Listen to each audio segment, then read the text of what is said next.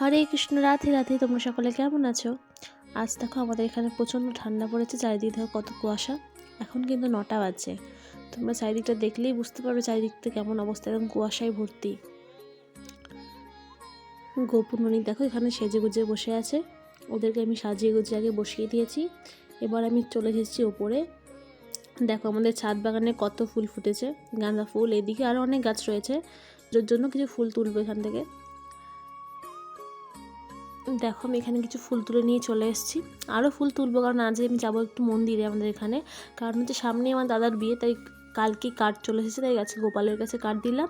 আবার এখানে কার্ড দেওয়ার পরে আমি যাব আমাদের মায়ের মন্দিরে কার্ড দিতে। সেটা তোমার সাথে শেয়ার করবো, তোমার ভিডিওটা শেষ পর্যন্ত দেখতে থাকো, তাহলেই বুঝতে পারবে। আজকের পুজোটা দাদা করবে, কারণ হচ্ছে আজ মঙ্গলবার পুজো দাদাই করে, হনুমানজির পুজো করেও। তাই আমি পুজোর একটু ফল টলগুলো কুচিয়ে দিয়েছি, আগে থালায় সব ফল মিষ্টি দিয়ে দিয়েছি। এবারও আরতি করছে।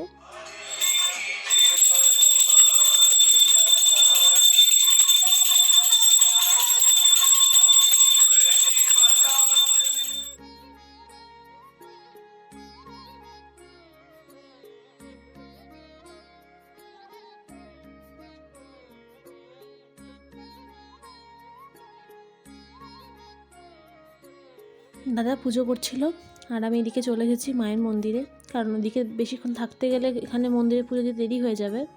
তাই দেখো আমি মন্দিরে চলে এসেছি। এটা আমাদের এখানকার মায়ের মন্দির। দেখো এখানে চারিদিকটা তোমাদের দেখাচ্ছি। আর এখানে দেখো পুজো হচ্ছে, এখানে পুজো দিয়েছি। পুজোর মধ্যে ঝুড়ির মধ্যে ফল মিষ্টি, তারপরে ফুল যা কিছু দেওয়ার সব কিছু নিয়ে, আর কার্ডটাও শুধু দিয়েছি এখানে মায়ের কাছে দেওয়ার জন্য। আগে মায়ের কাছে কার্ড দেওয়া হবে, তারপরে সবাইকে নেমন্তন্নের জন্য কার্ড পাঠানো হবে। দেখো এবার এখানকার ঠাকুরমশাই এখানে কার্ডটাকে নিয়ে কার্ডে সিঁদুর লাগাচ্ছেন, মায়ের চরণে নিবেদন করবেন বলে। এটা হচ্ছে এখানকার শিবঘর।